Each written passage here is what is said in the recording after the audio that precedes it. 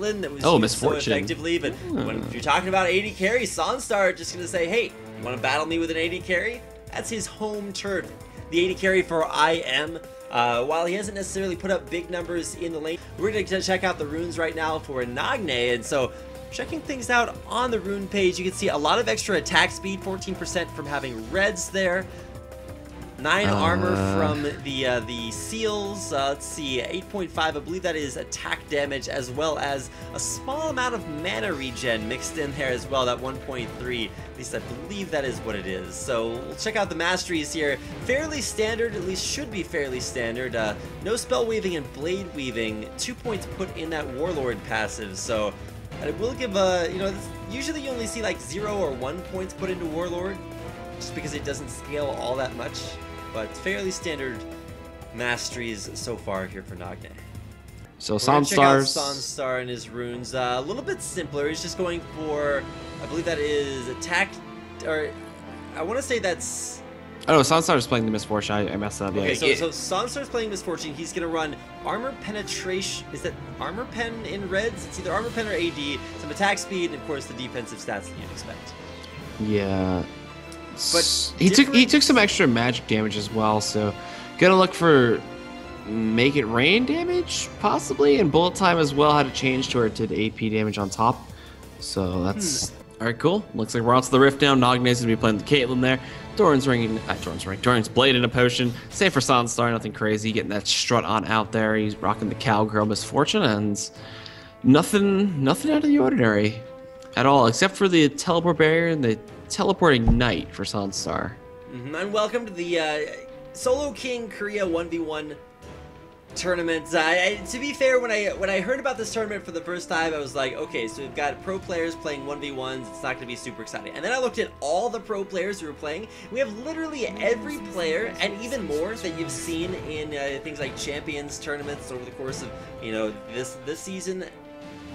And then you get to watch them play against each other. For Nagne, guys that, you know, maybe not having such a great, you know, time in the regular season in a 5v5 team environment, finally gets a chance to shine just by himself. And on Caitlyn, honestly, the ban phase in 1v1 tournaments was made for Caitlyn. And to see her omitted there just gives Nagne a huge advantage. We'll see if Sonstar's Misfortune can win that 1v1 matchup. And maybe if it comes down to his CS, we finally get to see his AD carry CSing skills at work.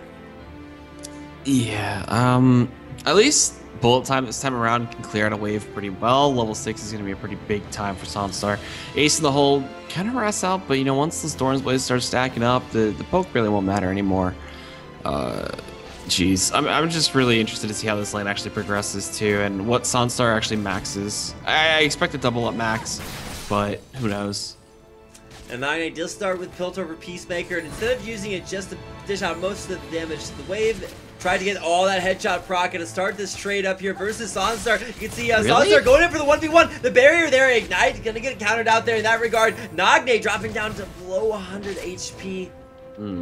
That was all in. questionable. Sonstar unsuccessful in taking down Nagne.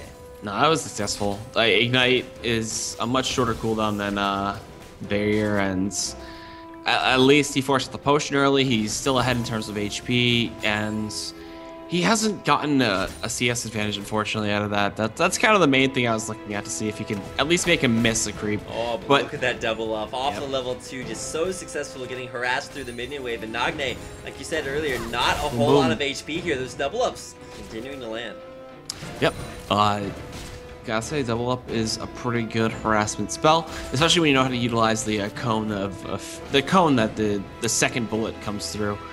And that's something that Misfortune can completely abuse in a 1 versus 1 matchup. And level 3 is picked up for both players. We see 2 points put into Piltover Peacemaker there for Nagne. As far as Sonstar is concerned, you're probably going to see 2 points put in double up, as that is the primary way that Misfortune wins trades. Even if it doesn't bounce off the minion, you still get an auto attack reset off of it.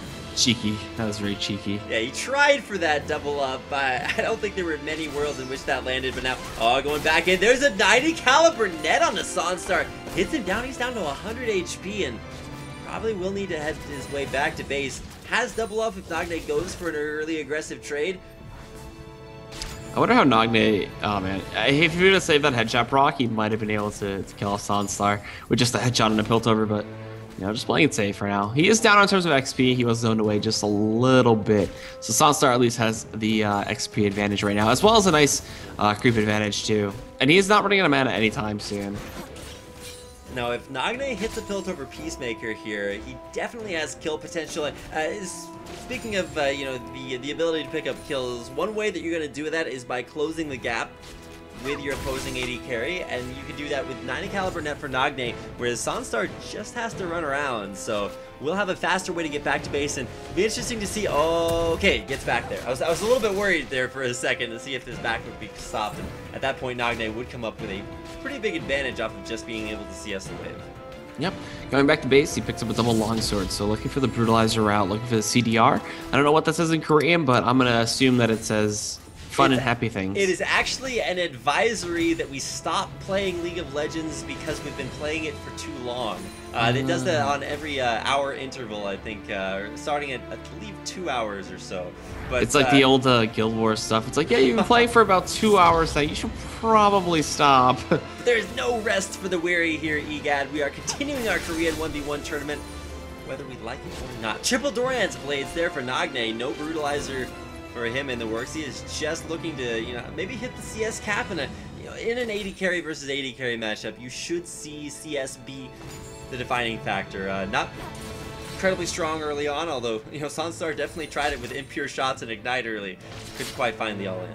He just runs into the traps, so he doesn't care. He takes so much damage, though. He's got to be really careful. He didn't go for double Dorans, or triple Dorans, excuse me, like Nagne did. His sustain is not going to be as good. And he also built up a pretty big creep wave, which Nagne is going to be able to really just capitalize on. Oh, please. Just the tip of that Piltover Peacemaker hitting, as well as a headshot proc. Not to mention all of that trap damage and minion aggro he took earlier. Sonstar, ooh, just in a little bit of a rough situation. And the longswords don't even offer him all that much of an advantage because, I mean, for every longsword he has, Nagne has a Doran's Blade, which is overall more stat effective. Oh, Nagne, he's just gonna walk forward. There's the 90 caliber net. Gonna hit him down there for the somewhat anticlimactic last hit.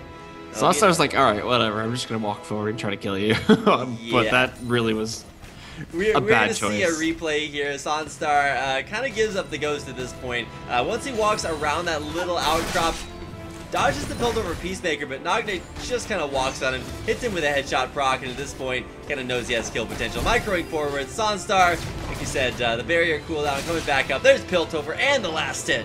Nagne with another 2-0 victory over his IM opponent, Sonstar.